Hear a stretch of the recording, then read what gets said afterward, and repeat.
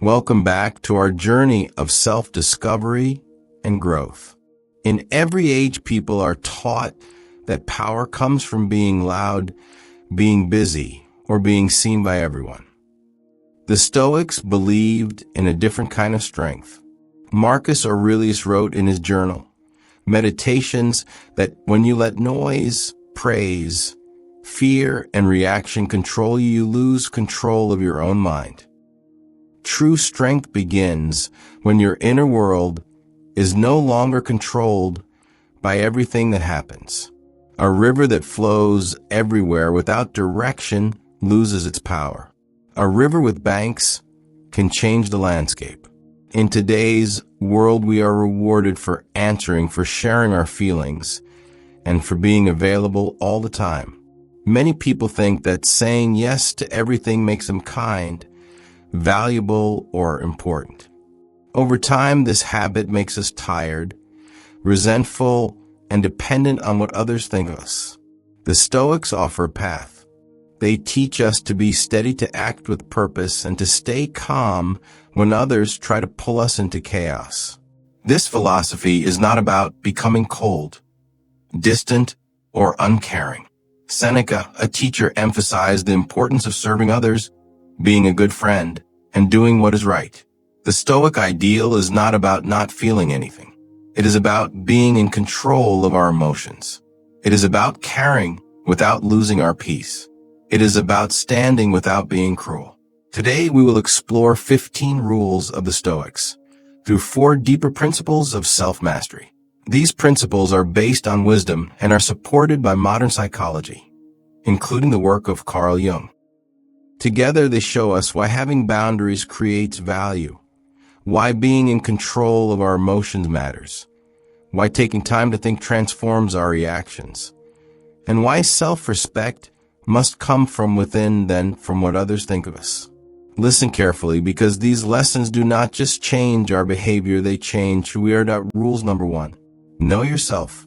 Self-awareness is the step to mastery.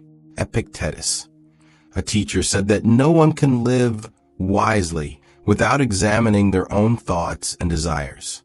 Most people go through life reacting without thinking, never asking themselves why they do what they do. When we study ourselves, we begin to understand what drives us. Writing in a journal, spending time, and reflecting honestly help us see the patterns that control our behavior. Carl Jung believed that what we do not acknowledge about ourselves will eventually control us from the shadows. The Stoics say we must bring those hidden impulses into the light. Rules number 2. Practice mindfulness.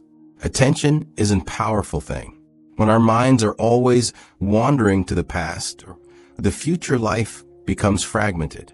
Mindfulness, which is similar to the practice of observation, teaches us to watch our thoughts without reacting to them immediately.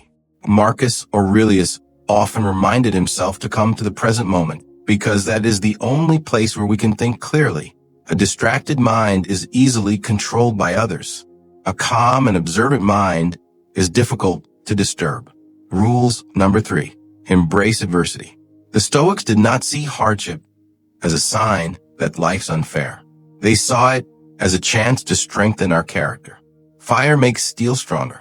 Adversity shows us what we are really made of. Seneca warned that much comfort can weaken our spirit. Challenges help us see what is truly important. Every disappointment, betrayal, or setback can make us bitter or wiser. The difference depends on how we look at it. Rules number 4. Live virtuously. The Stoics believed that character is more important than status. Wisdom, justice, courage, and self-control were considered the important virtues because they help us behave in a consistent and good way. A wealthy person without discipline becomes reckless. A powerful person without justice becomes dangerous. Virtue creates order within us. It helps us act with purpose than just reacting emotionally. This is why Marcus Aurelius always asked himself, what is the right thing to do now? Not what is easy, not what others will praise. What is right? The first principle is the law of scarcity in relationships. People value what is disciplined, intentional, and hard to get. When we are too available, people start to think we are not valuable. When someone gives up their priorities to please everyone, people sense that something is not right. The Stoics knew this long before modern psychology talked about seeking validation from others.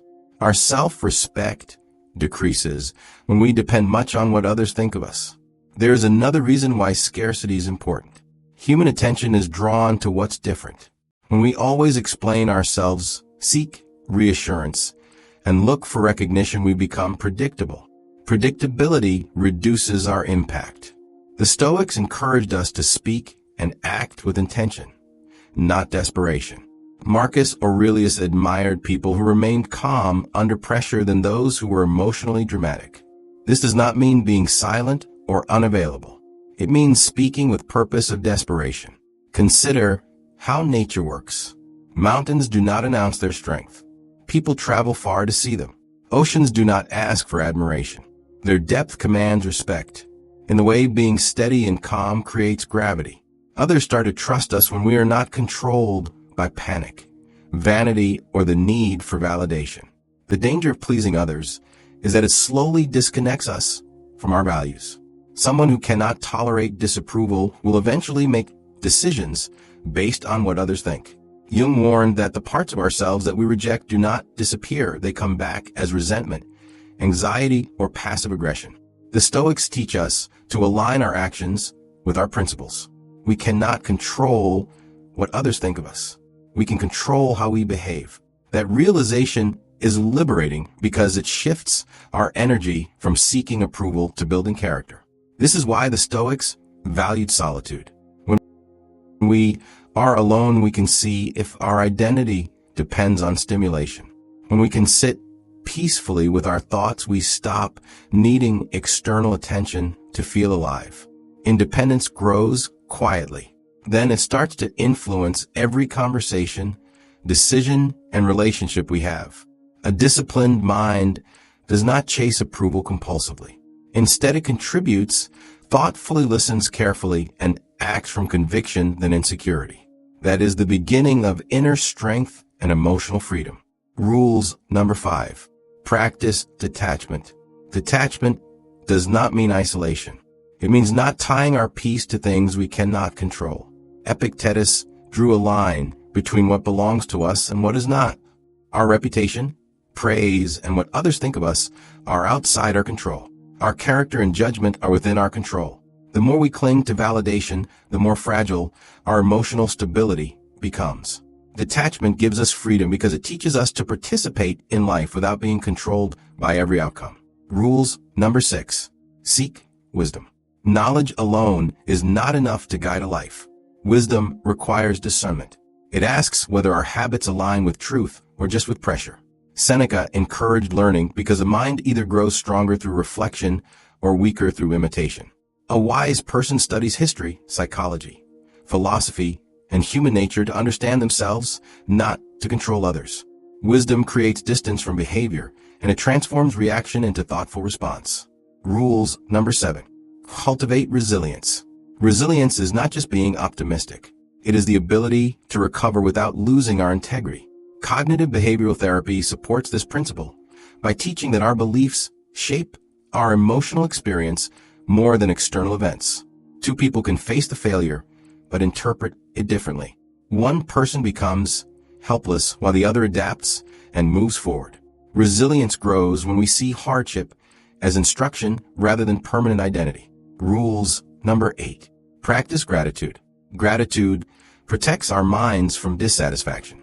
Modern culture teaches us to focus on what's missing, but the Stoics teach us to appreciate what we already have. Marcus Aurelius reflected regularly on blessings like friendship, health, and the chance to improve ourselves. Gratitude interrupts envy because it redirects our attention away from comparison. A grateful mind experiences abundance in difficult circumstances. The second principle is sovereignty versus people-pleasing. Many people seem kind. Beneath their kindness is fear. They fear others being rejected or appearing selfish.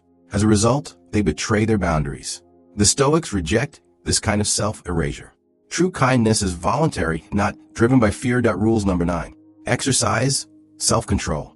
Self-control is the ability to govern our impulses before they govern us. The Stoics believed that freedom begins when reason becomes stronger than appetite, anger, or emotional panic. Modern neuroscience supports this idea. When emotions surge, our brains seek relief through reaction. Self-control interrupts that cycle, creating space between stimulus and response. Every disciplined decision strengthens our identity, while every impulsive surrender weakens it. Rules number 10. Embrace change. Resisting change often creates suffering than change itself.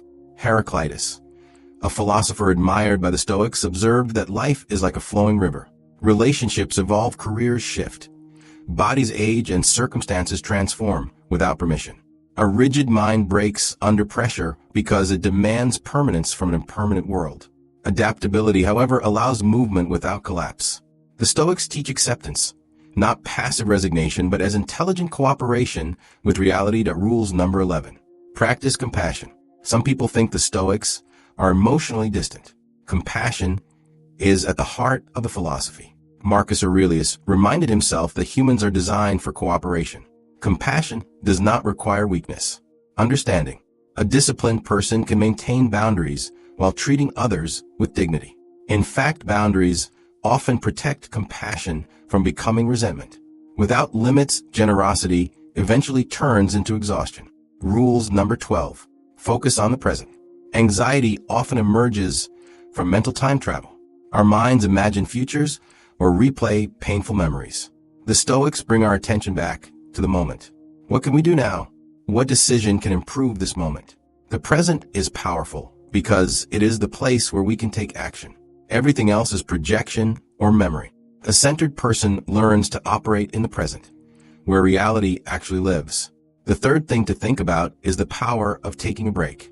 When people are upset or fighting, being quiet can be a thing. Most of the time, people get hurt because they react fast and do not think things through. Someone says something mean to you, ignores you, or tries to make you feel bad about yourself, and your body wants to fight right away. The Stoics taught themselves to wait a little while before reacting so they could think clearly again. Rules number 13. Try to be at peace with yourself.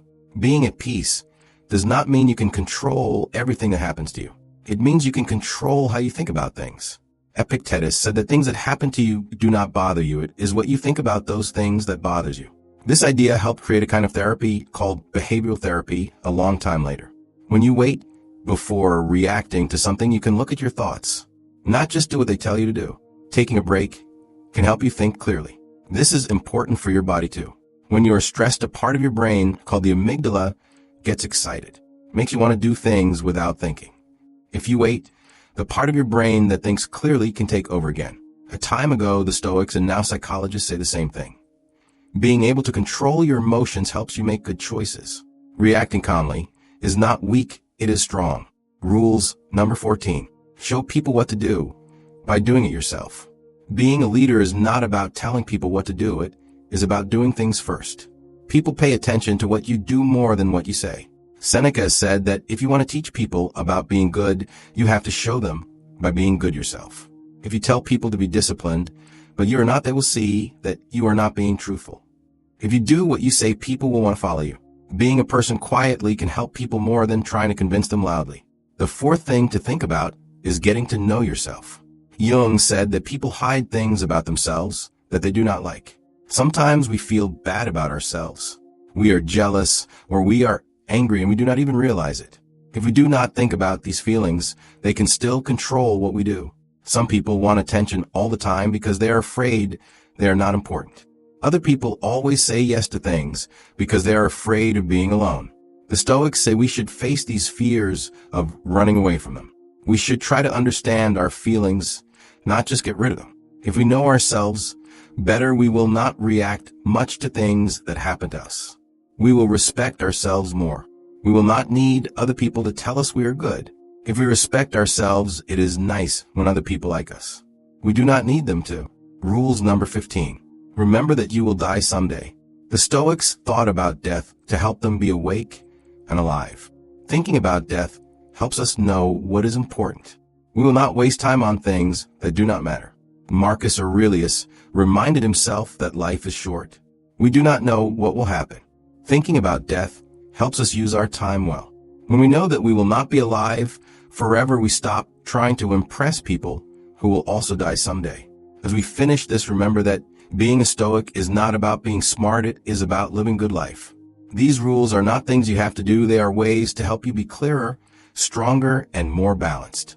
Being in control of yourself does not happen, and once it happens, slowly. When you make good choices, think about your life, wait before reacting, and are honest with yourself.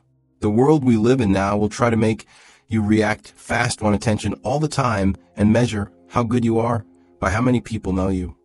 The Stoics say there is another way to live. They teach you to be calm when other people are, not to think before you act, and to care about people without losing yourself. Real power is quiet. It does not need to be seen by everyone because it is strong inside. So go forward slowly, think about yourself, protect your peace without hiding from people. Be strong when things are hard, be wise when you think about things, and do what you think is right. Most importantly, remember that the strongest person is usually the one who can control themselves.